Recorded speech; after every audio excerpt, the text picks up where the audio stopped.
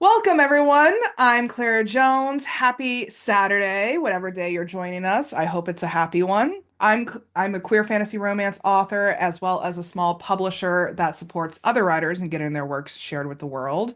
And we are jumping on for my Marketing as Authors podcast, where I interview the amazing and inspiring authors in my network to discuss the marketing strategies that have hopefully propelled our careers forward in meaningful ways.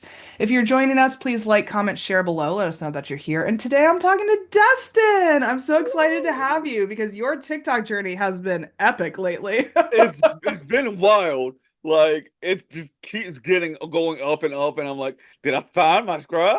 Let's see how it goes. Yeah, yeah, I've been having a lot of fun watching you. It's also been a little overwhelming, but as everything is when something new is happening. Yeah, yeah, exactly. Well, first, let's get a rundown of your books. What are they? How many have you written? What do you have planned moving forward? Hello, first of all, I'm Deston Munden. I'm a fantasy author and science fiction. My main books are Tavern and Dusk Mountain Blues.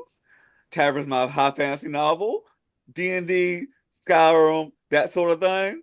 My Desert Mountain Blue series is more like Mass Effect meets like Red Dead Redemption or X-Men, and it's very fun. We call it Banjo Punk. So those are the two series going on. I have plans for the third of each. Tavern's gonna be like a 6 or 7 book series Oh, though. wow. But Desert Mountain Blues is a trilogy. And I have a cozy fantasy coming out in October called Recipes for an Unexpected Afterlife. So I'm a busy man. Yeah, that's a lot of books to juggle all at the same time. How Yes, are you staying sane? I'm not. That's that's that's my secret. I'm just not. Yeah, yeah, I get it. I'm also in the middle of an 8 book series, but I do one book at a time. I can't imagine being in the middle of 3 different series at the same time. Yeah, like I tend to just jump back and forth. Like I'll make a book, edit it, send it out, go to the Okay, next one. So it's not happening like directly at the same time sure, because I sure. can't write more than one thing at a time. Yeah, So yeah. I'm in the middle of editing 2 books at the same time, and I think past Claire was insane for deciding that that's what present Claire was going to do. and now now in the future you was like, why did I do that? Like Yeah, I'm looking at my production schedule and I'm like, why did I think this was a good idea? it looked like a good idea on paper, I but know. now in action it's like, oh, how did we get here? Yeah. So tell me what your production schedule looks like. Do you do a spreadsheet? Do you do a calendar? Like, tell me. I do kind of like I like spreadsheets. I like to like log in what I'm doing. Um, I try to like either do a little bit of writing, a little bit of marketing every day, even if it's not a lot of writing, because I don't have to do as much as I did at first. Because I Mm, have a lot of stuff that's already like in the editing process, so I don't hmm have to like push myself to get a lot of product out because I've already kind of made a backlog, mm, and I try to keep my backlog up. mm. Um, but other than that, that's usually what I have to do is like write a little, edit a little, or edit a little because I either write or edit it. And then marketing stuff like getting new storefronts. Oh, TikTok, Mm. Instagram. It's a lot. It is a lot. Was this writing career a natural progression for you? Like, did the past experience support it, or was it a complete 180? Yes, the past series did have supported. Um, but it has gotten a lot more difficult because there's a lot more stuff going on now. Before I was just kind of like, oh yeah, people come by, if they come by, they come by. And now it's like, yeah, you gotta stay on top of that. And I'm like, Yeah, yeah. It's kind of funny when people don't realize that running your own writing business, because it is a a bit, business, yeah, is also a job that you've just yeah. created for yourself. You created your own problems, and you're like, who did this to me? And it's like, yeah, I did. Yeah, So yeah, exactly. Well, have you enjoyed the experience so far? I mean, oh, it sounds like you're in the middle of stress at the moment. I'm enjoying like stress is my is my excitement. So I enjoy doing this. Like I love writing. My favorite part is the actual writing, but marketing and stuff, I've gotten to a habit of doing and enjoying it. Especially with a lot of support in the back now. Like it's been a lot easier to sit down and market when you know that people are looking forward to the next book. Mm. So someone like just responded like, "Hey, I just bought all your books. I finished the collection. So make another one." I'm like, "Oh no." Yeah, yeah, yeah, yeah. So, how has your writing progressed over the years? Oh man, like I felt like I've gotten a lot better on like both the quality front and the speed because I feel like my first book took 2 or 3 years. Now I'm kind of doing a book a year or maybe two books a year sometimes. Mm. And like the quality has gotten better even from the first book. And that took much longer on that one. So it's gotten to a point where I can just, you know, hammer words out and not stress so hard on whether or not it's good because I know what I'm doing now. Yeah. Was that first book like your first book you've ever written ever, or? No, I've written 3 or 4 books before then, and then but like those are more like practice books, like teaching myself how to finish something Mm. because you can't. It's very rare that someone gets a book that's a banger right up top. Yeah. Yeah, that's not gonna like. It's rare. I've seen people do it, but like it's not gonna happen all the time. So it's better that you just like get some books under your belt and then get stuff out there. Yeah, I always say that there seems to be this like 10-year germination period for authors. Yes. And that's what I've been trying to tell a lot of people. Cause like a lot of people think that like, oh, my like first book is how I'm gonna be known. I'm like, you're probably not even gonna publish the first book. Yeah. That first book is rough. Yeah. Did you start writing books or did you try other formats? I've always started writing books. I've always been kind of a novelist person. I wrote my first book, quote unquote, in high school, and I still have it, but it's terrible. You can't. Everyone's like, read it out to us. I'm like, you don't want that in your life. I Yeah. promise that you will live a better life not seeing that book. Mm, So, mm. and then I wrote some things afterwards, and now I'm like in the middle of these like series, and I'm just enjoying it. Yeah, yeah. I did very angsty teenage poetry, as one does. I think everyone went through that teenage poetry. I Yeah, should say yeah, that I was yeah. there. But I thought I was hot shit because I did get a poetry award back then. And so I went back recently to like I somehow saved all of this angsty teenage poetry. I don't know why I was so think forward thinking at the time, but I started a whole series where I was like, here is my very bad, very angsty teenage poetry. Like, I'm very thinking about taking like snippets of my book, like really bad parts, and being like reading them and being like, yeah, this was me about 10 years ago. Now Yeah, I'm about 15 now. I'm like, wow, I'm old. But like, and it's like, you don't put yourself in that box where your first book is gonna be like, go, like the first one you put out there, you're not gonna like it. I think that's inspirational for aspiring writers too, because I feel like writers more so than like visual artists believe that like every word that they put down has to be the perfect word, right? Yeah, Where I think visual artists are used to the ideas of like sketchbooks. Like, yeah, here's some sketches that really suck. and like they like are more accepting of seeing their own growth, I think, than like authors are. We're just like, I don't want to look back. I don't want to look to that again. Where Yeah. like visual artists can be like, okay, that wasn't bad. That had potential. Let me draw it again. Yeah, yeah, yeah. Like I encourage people all the time to just write, like even if it's verbal vomit, like it's all practice. Yeah, and like don't get so caught up in like I think what caught me so much in my first book is that I got so caught up in like all the word choices. Yes. And the reader is not gonna like think about all the word choices like you're thinking about them. So sit down like a stuffed girl. That's what like Mhm. the main first like thing I want to say. Yeah. Yeah. I'm actually in the process. One of the books that I'm editing right now is my first book because I've improved over the years, right? And I like, Yeah, there was certain things in my first book where I was like, that's cringy.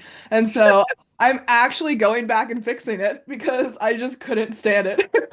yeah. Like I don't think I can salvage what was in my first book. I don't think it's possible because like I do like the concept, but like it's not. I'm not in the place where I could write it. You know what I'm saying? Yeah. Like it's not. I'm not in that place anymore. So Yeah. Yeah. I was actually inspired by Samantha Shannon because she's doing that right now. She did the Bone season series like 10 years ago. I think it's the 10-year anniversary this year, and she decided to rewrite the entire series with her current level of skills and re-release the entire series. that's insane. And I was like, hey, I could do that. Like that is insane. But I think my fear of doing that would be then I'll go back again, like 10 years later, right again, because I'll just catch myself in a loop. I mean, there's a reason why there are so many different iterations of like Dracula, That's true. you know? Maybe in 50 years, someone else is gonna do their own iteration of Tavern. Oh God. I'm like, please don't let me see it. Like, Well, I mean, yeah, it depends on whether we're alive at that point or not. although it would be entertaining to read, I think. Yeah, Anyway, yeah, yeah. Well, how have you felt with what you've been able to achieve? Like, how do you feel where you are right now? I'm feeling really good, actually. I feel like I've made a lot of progress within these last couple of years than I have just starting the process. Because Tavern will be 5 or 6 years old now, Mm, and I've gotten so much better and gotten so much traction. And just to see people be like, I got your collection of books already. And I'm like, what? You bought all four and you're waiting for more? Stop it. Like yeah, yeah. and I'm like, and like these are people that just found me. And it's like, I'm so inspired that I'm on this journey and still learning. Mm, Like, I think that's the crazy part about it is that you're always learning mm, and you're always getting better and like knowing what you want to do. Like I think this is all I always wanted to dream to do, just do this. Like anytime I pack an order or like sit down and write, I'll be like, this is what I'm doing. And it's just the best feeling. mm. Take me through what those 5 years have been like. Like, was the first year that it was out exciting, nerve-wracking? Okay. The first year I was really excited. Then it kind of like sort of tapered off into year 2 and 3. Mm, Then year 4 and 5 got really exciting. And mm, now we're like on like year 6. And now it's on a level that I didn't expect. Like year 1 of me would never have thought that this was going to be possible. Um, and there is just you never know what you're capable of until you keep doing it. Like yeah. I think a lot of people get within that first book and it's not as successful as they wanted to be Mm-hmm. because it's not gonna make. Sometimes your first book is not gonna make your career, and then sometimes it will make your career much later in your career. Mm-hmm. Like that what I kind of happened with Tavern. Like it tapered off for a little bit, and then it picked up steam. And then when I wrote my cozy fantasy that's coming out, because Tavern and this cozy fantasy is in the same world, Mm-hmm. it's starting to really like get better, and people are like, "Oh, what else has he done?" Mm-hmm. So it's like you have to keep writing stuff because like one thing can make everything else pop off. Yeah. So build that catalog, keep writing, and don't worry too much about getting those sales at first because they could Mm-hmm. come up if you just keep marketing out there and keeping yourself out there.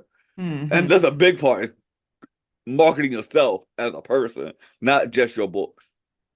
Absolutely. So I remember when your book hit the bindery. Yeah. Was that the pivotal point for you? Yes, that was a Okay. big part. Yeah, when Oh, in that time frame was that? it was like it was about last year to yeah, it was about last year because we bindery works fast. They Hmm. they got it. And Meg has my tastemaker Meg and the bindery CEO Meg, because there's two different Megs, has been pushing me out to a different audience and people out a lot more. And it's just so exciting to see that like I'm making it, and like everyone's like, I already, and a lot of people been like, I knew you was, I knew you were gonna make it, and I'm like, I didn't know I was gonna make it. It didn't look like it for, and it got me the first half, and I do think that's inspiring in itself because you know your skills, you know that you can do it, but sometimes you just get caught in your own head that, and you just need one person to take that chance on you, and that's the big part of what Bindery did to me. Is like they took a chance on me, and now I'm gonna run with it. Yeah, because I remember seeing the bindery thing hit, and then I remember like a couple months later seeing your posts about like, 10,000 followers, 15,000 followers, 20,000 followers, and I'm like, there's a thread here. Yeah, there's a correlation here, There's a correlation that I'm seeing here. and like part of it is also just hitting that right audience, Yeah. and I think that's a lot of like marketing in general is finding that right audience that would like support you, and I'm kind of a gapper. I will gap, but I've also like take a lot of experience that I've learned and share it with other people. And I think that's something that like a lot of authors and creatives need to hear is like, Hmm. hey, things was not always good. Because I think like Hmm. you see all the success from somebody, but you Yeah. never see how they struggle to get that success. You just see the success and you're like, I'm not there yet. And that's not a way to look at it because they were struggling. You just never saw the struggle. Yeah. Yeah. I mean, that's honestly what inspired me to publish my first book was how many bad books are actually out there in the Same. marketplace. Like I would see a book sometime and I'd be like, I could do that. I could Yeah, do I was that. like, I could do better than that. Yeah, like I'm pretty sure. I'm about 90% sure I'm better than this. Yeah, And then you'll yeah, see like, and then they'll drum it up. Like they'll drum this bad book up, and I'll be like, I just don't see it. yeah, yeah. And it's like you said before, is having that backlist in place really supports the overnight success effect that we see. Yeah. Like I never thing is, one of the big things I was like, if I ever get that overnight success, I just don't want to have the people waiting on something. That's waiting for the next one or waiting for my next project. Cause I want to be like, hey, there's stuff that you can read from me that you still haven't read yet. And I just want like not people to think that it's not just some cash grab that I'm going for. This is a passion that I want to do. Hmm. Hmm. So talk to me practical when it comes to the marketing stuff. Like one, how did you get in contact with Bindery in the first place? And then two, like you said, finding that right audience. How exactly do you do that? Okay. The boundary thing is they have a like a pitch fest Mm, every year. And they're like, hey, pitch a book, write up, you have a finished book. That's a big key, y'all. Have a finished book and pitch it to the tastemakers, and they'll pick a book to put under their imprint. mm, So I did it because I was like, you know what? What's the worst that can happen? sure. I made this cozy fantasy. I saw cozy fantasies was, I was reading a lot at the time. I read like four of them back to back, and I was like, okay, I'm gonna write one. Mm. I can do this. It should be easy. It wasn't easy. Yeah, I can't do cozy. I am too traumatized. So I was like, of course, mine still has trauma because I can't help myself. But I wanted to have that, like, I was like, okay, let me just try it out. And then Meg was like, I love this. I want to publish it. And I was like, excuse me, what? And that's where that got rolled in. Finding my audience was kind of like a hit or miss thing. Mm. It's all about finding who you want to talk to. I've learned that like young creators and people that need like good advice and very nerdy D&D lover people like myself needs someone to tell them that they're like doing a good job, that Mm. they need to to need some life advice. They need to know what to do here and there, while also showing that I'm like having fun doing like D&D skits and talking about my writing.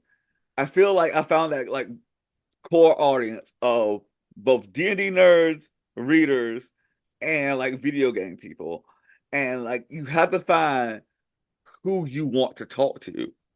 That's your audience. Who you writing for is the big thing. Because like you're not gonna please everyone.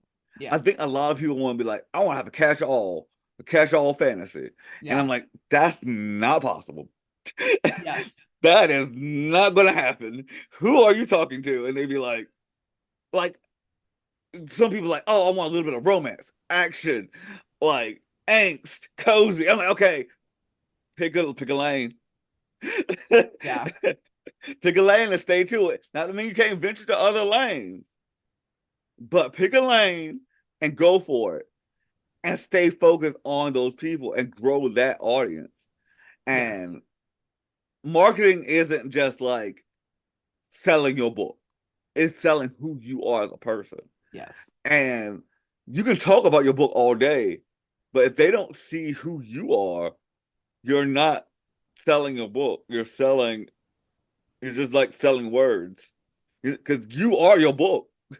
So you have to like bring yourself out there and kind of express yourself in like those very like intimate moments where you're like scared to like kind of just show yourself. But like because the internet is going to attack you. Everyone see how my TikTok is a perfect example. I could be talking about anything and someone's going to attack me, and like they're not even on the topic. They just be like, I don't like your face. And I'm like, okay, uh, but like you don't have to let that get to you. And also, if they're taking that time to like kind of hate on you, they're not your audience. Yes. They're not your audience. You don't want to market towards them. Stop trying to please people that you can't please and please Yes. people that you want to please and that want to see you. Yeah. Yeah. Oh my God, there's so much I want to say about that. Like, one, I talk all the time about how viral isn't always a good thing. It isn't. Bro, oh no, it is not. I think it was recently you got your first million view video, right? Yeah. Yeah. And I'm like, this is kind of terrible sometimes. Like, Yeah. because sometimes you'll get popular for the video that you don't really want to get popular for. And you're like, ugh. Yeah. And then we're like, those videos are kind of bad because they'll like tear you to pieces. Oh, Like yes. once you hit like 500,000 views, get prepared because they're gonna talk talking you around that 500,000 views. They're gonna talk some crap. Yeah. Yeah. I mean, I think it even starts around the whole like, 20,000 to 40,000 mark.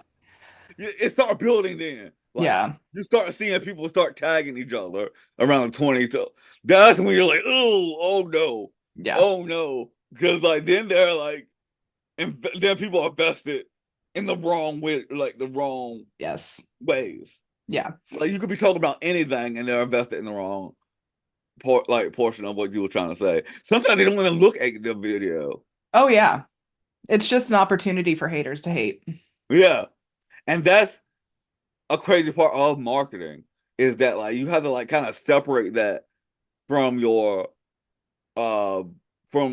videos. Cause like you'd be like, hey, this is my content and that video was an anomaly.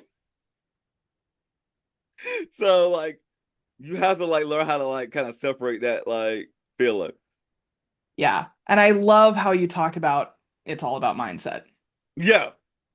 Like I always say you have to become friends with rejection when you become an author.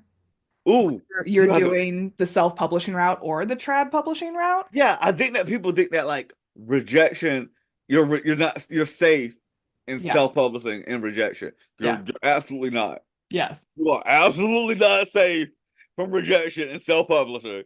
It's not like the easier route. I like a lot of people like, oh, I'm not if I can't get a traditional public, I'll just self-publish. And like, ooh, like there's a Hmm. lot of work in that. Yeah, I mean, there's pros and cons with both approaches, right? Yeah. And you have to become friends with the fact that there are people out there that are going to say no. There are people out there who are going to give you one-star reviews and hate on Mhm. you. And then there's going to be people that just, you know, don't want to hear anything from you for any reason. Like you just exist and they don't like that. And I'm like, Yeah, okay. yeah. I've recently been going viral on Red Note. Oh, And I got my first hate DM, and I actually thought it was an honor. I was like, "Oh, look, baby's first hate." like it's interesting to get the first one of those because one guy was just like, I hate you. And I was like, okay. Yeah. Yeah, and we each get hate for different reasons, you know? Like I got hate being called an app colonizer. And like another commenter said that like doesn't she know that Western women are canceled? Okay, that was a little funny. Like, oh my God. It's like, okay then, thank you. Like, well, like you can't really say anything, but you're like, oh wow. I know, I just let it be, you know, like I reported the hate DM to the app and they took care of it. But, you know, it's just like But you you would think again, it though. goes back to what you were saying is finding your right audience. Is like you can't please everyone and you don't want to. Yeah, you don't want to like you can't look if you keep trying to please everyone, you'll be changing all the time. And then you're Absolutely. still not gonna please everyone because then you done upset the people that liked you before. So and then like you changed and like you can't hold like you're just one personality. Yeah, yeah. So that brings me back to a question I had earlier is how did you decide on those I guess brand pillars like D&D, nerdiness, video games? Was that a conscious choice or is that just what you naturally talked about? Both is a conscious choice and what I naturally talked about. Because when I enjoy something, I like talking about it. So Mm-hmm. I wanted to like reach out to people that was like-minded. That like I would see like in a bookstore or in a card game store.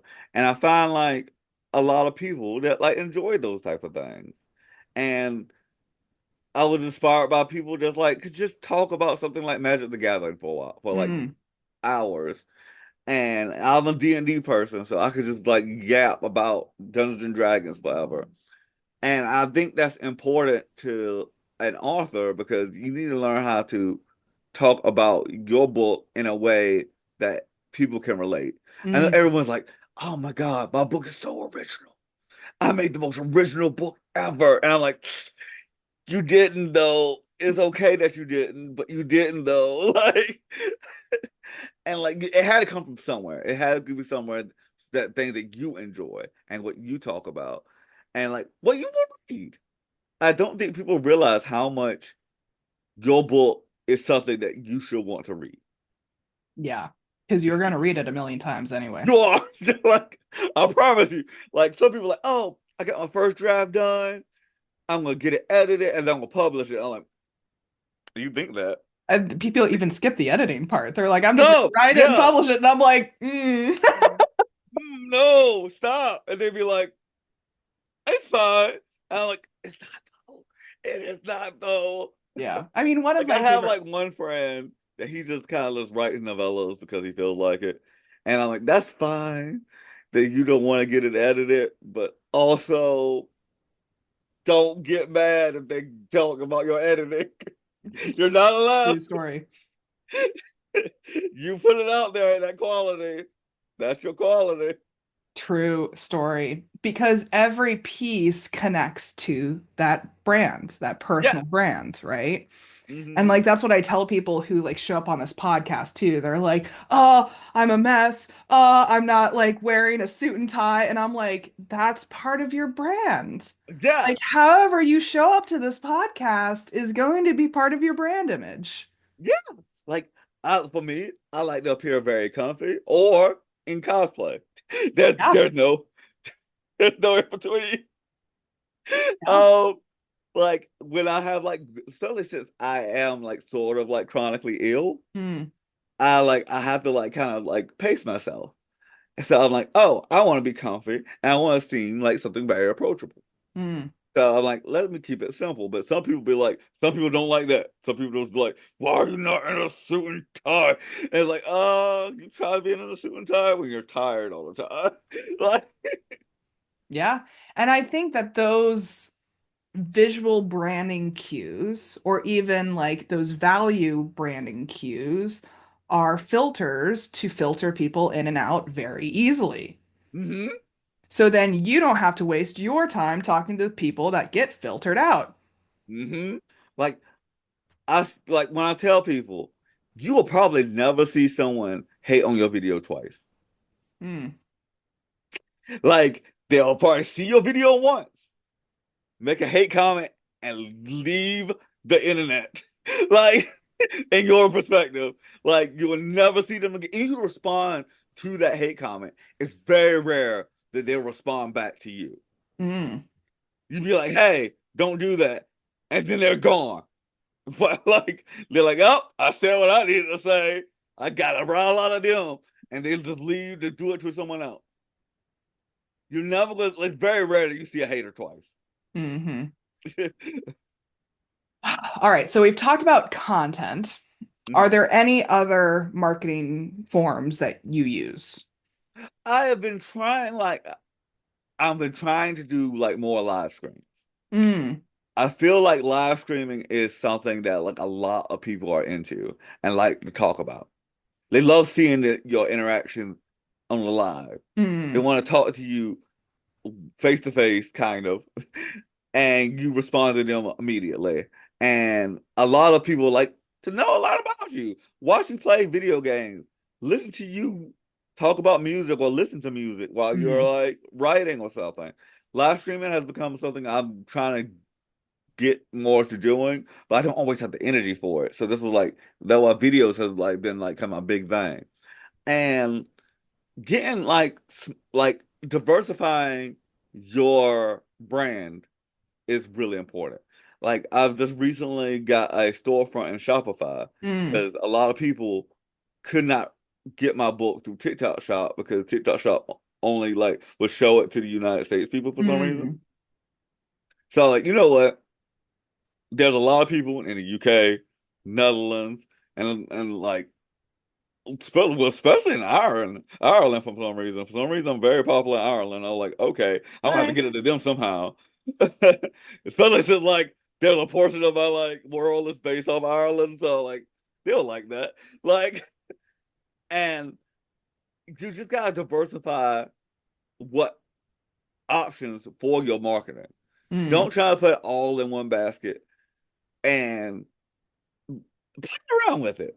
Like I'm still trying to play around with Instagram because I keep finding the wrong crowd in it. mm, mhm. It's so easy to slip into the wrong crowd in Instagram. Yeah. And it's like, and I still haven't figured out quite what I need to do there. YouTube has been kind of easier, but sometimes they don't want to show your video. There's like hit or miss of what videos they want to show. So, and I've kind of gotten a TikTok brand down. So I was like, let me go out there and try to diversify my stuff, diversify how people can get the books, and you got to keep your options open.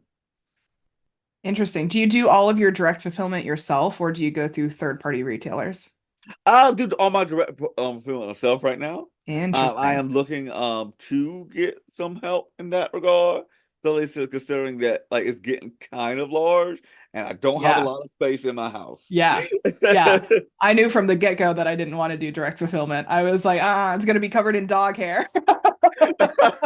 Like it is a lot. Like there's the boxes everywhere, and I'm like, all right, we're gonna have to figure out something at some point. But that's future me's problem. We already have a lot of fires to put out, but like good fires, but fires nevertheless. Yeah. Yeah. Interesting. So any in-person events that you're doing, or is it all digital? I'm doing in-person events now. Barnes and Noble is weird because you have to do a lot of like rigmarole to do it. But like, look, I've been talking to a local bookstore. I'm doing my first book signing there. My first, not actual, like, because my first book signing, I do cons. I love doing Mm. conventions, Hmm. and they're pretty. You can sell out in a convention really easy if you know what to say and what like, really if you know what convention you want to go at. Because anime Hmm. conventions and like fantasy conventions, they love buying books. They really do. So I've seen someone just buy all like we had an author's alley and one person bought everyone's book in the author's alley. I'm like, I'm proud of you. You're amazing. Yeah. Yeah. Yeah. Taking one for the team. Yeah. So like it's interesting to see what I want to like go for because I was like I love local bookstores. I love local bookstores and I love like anime conventions. So I want to do stuff like Barnes and Noble, but like it could take some time to find the Barnes and Yeah. Noble that would do it. Because Yeah. some of them don't want to like do local authors and some do. So Hmm. Yeah. Yeah. My first signing was in a Barnes Noble, but that's because it was a brand new Barnes Noble and they were specifically looking for local authors. oh that's cool. Hmm. Yeah. So I think I'll have to just call around and figure out which one will work best for what I want to do. Yeah. Well, if you had to boil everything down for the audience into one lesson, one piece of advice, what would it be? Keep trying on whatever you're trying to do. I think like a lot of people will quit early on. Mm. And I think that's why I say like very say like almost like 90% of people that want to write a book won't finish it. Yeah. They will like get the idea in their head and be like, yeah, I'm gonna write this book. And then they'll hit one obstacle, Yes. freeze, and just not do it ever again. And I do be like pushing people when I see them hitting that obstacle. I'm like, you're hitting the obstacle. You have to keep going. And they'd be like, it's not good enough. And it's not going to ever to be. Mm. I think that's what like we need to come down to. It's never going to be good enough as you Mm. think it's going to be. Mm.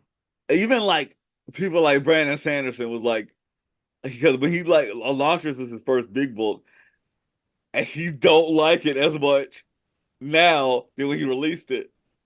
Because like you will see your faults as you grow, and that's a good thing. Yeah. But like some people don't even get to that point. They don't finish a book because they are too wrapped up in that perfection. Hmm. And your perfect, you're not gonna, it's not gonna be perfect. It get it done, not perfect. That's the one like the big ones that I've Yeah. like took to heart. And I think that's true of marketing too. Yeah, you'll hit one off. Like I remember, like getting into marketing, it seemed so bad. It seems so like I'm like I am not gonna get this down. And even now, I have to ask questions to people. I'm like, hey, how do you do this? Like when I was like doing my Shopify, I like went to the first author that came to mind was Andy Peliquin. He's a great guy, and he was like, I was going to do Shopify. And he gave me a list of things to help me do it. Ask questions, get over that hurdle because like you and just get it done. Like some people push it off. And even I come to myself, like I'm pushing off doing newsletters because I don't want to do them, but I know I have to at some point. And I have like free newsletter items. I just haven't done a newsletter yet. And that is something that like people like to have. So just keep trying and keep experimenting because you don't know what will work and what wasn't. My whole approach to marketing changed when I started to think of it as a mad scientist. That's a good, yeah. Like, what happens if I pull that lever? Okay, interesting. What happens if I press that button? Okay, interesting. What happens if I do that? Oh, I blew up my workshop. Oh, well, Yeah, like, oh well, we'll start it I again. guess I'll have to build a new one. Yeah, Instagram every time I post on Instagram, like, oops, I blew up my workshop. Like, Oops, I did it again. but yeah, like it's all about experimenting and figuring out what works for you. Yeah, exactly. Well, anything you want to add before we start wrapping up? I don't think so. I think we hit all of like the pieces, and I really enjoyed this. Yeah, I always love talking to authors about this in particular because people do think that it's some like mysterious algorithm, like hacking, like, and if they just do X, Y, and Z, all of their problems will be fixed. And time again, we show that there's a different route for each author. Yeah, and like what works for me might not work for you, or what works for you might not work for me. Some people will like have to do like a lot of editing work, and some people just could be in their car and just promote their book. Like, Yeah. don't don't think there's one way to just get the audience. Yeah, I am so low edit these days. I don't want to edit any of my video content. Just put it out there. That's why I'll be like sometimes I'm like, well, have the energy of like a small animal. So once I did something, I'm like, well, that's done for today. I've done my editing I wanted to do.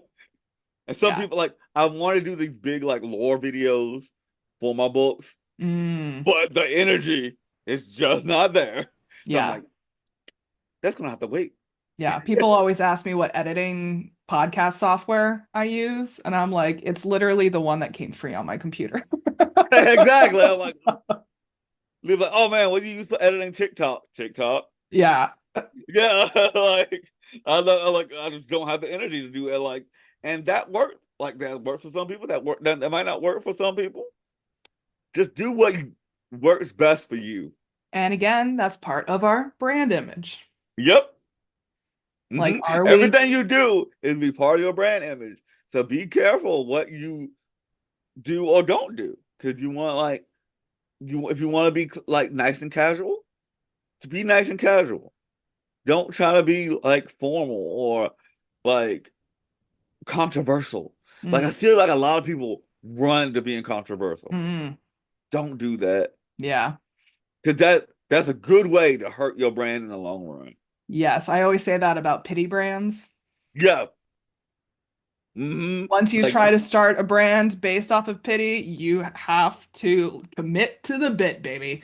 because that's all people gonna see you now. You're like, That's oh, all you got. Do you want to be ASPCA? Do you want to be St. Jude's cancer? Yes. yeah, Like, you got like you gonna have to be a cry. You got to be like get those tears ready, right? tissues, because you're gonna be doing that your whole career. Yep. Like Get ready to cry, baby. so, be careful what you do. Be careful what you wish for. That's why I like do the thing the right way. That's what my dad always told me. Is like do the thing that you want to do, what you want to be known by, because they're gonna know you by that thing. Yeah. Yeah. And it's Exactly. okay sometimes to show your frustration because sometimes people will say something and you're just like, that was something interesting you wanted to say. Can you share that with the class? Like, hmm because I do that sometimes. Like, hey, that was a very mean thing. Share that with the class. Like, but like at the end of the day, I still try to be encouraging for Yeah. people in those situations because I know there's a lot of people that are that is caught in those situations where they are being bullied or they're not understand people don't understand why they want to do things. Like for example, a lot of people like will be like, "Hey, don't be an author. That doesn't pay well." And I'm like, "Yes and no. If you know how to do it, it can pay well. But you Yeah. just gotta know what to do." The So, example I always use is Sarah J. Maas. Do you know how yep, much money she makes? Do you know how much money she makes? she makes so much money. Like She makes $400,000 a month just based on her Amazon sales alone. that's like insane. That's just her Amazon sales. That's Just not Amazon sales. that's A not month. talk, A month. yeah. That's not even talking about what she does like outside of Amazon, like other like in like other like channels or like things that she does like public events. Yeah. You don't Yeah. like so I mean, if I can even just like reach 1% of her success, yeah, like if you like I could like get 1% of those sales and I'd be like, I'm I'm good. good. I made it. Like so yeah, This is powerful stuff that we're talking about here. And audience, we definitely encourage you to share your own thoughts and feelings and insights and stories with us. We'd love to know how strategies, marketing, writing has impacted you in your own lives and careers. And please do let us know if you have any questions. We'd be happy to answer them. We use a lot of lingo when we're having these podcasts that you may or may not have the glossary definitions to. So reach out to us. Special thanks to Destin for joining me. It's been a pleasure. it's been such a pleasure. I enjoyed it so much. I always like to make people smile by the end of it. That's a win to me. Yeah, it's been really fun. Well, please comment, like, subscribe below. Check out Linktree/Claire for my links. And then where can folks find out more about you? You can find me on TikTok at author DJ Munden. I have a link tree there, and I will probably like send Claire a link of my link tree for you can just find all my links available, including my new storefront where you can buy my books directly from me signed. So Amazing. And I'll make sure those links are easily accessible in the show notes for all of you. And then until next time, please remember that you all have extraordinary stories inside of you, and we're here to root you on as you use them to change the world for the better. Take care, everyone.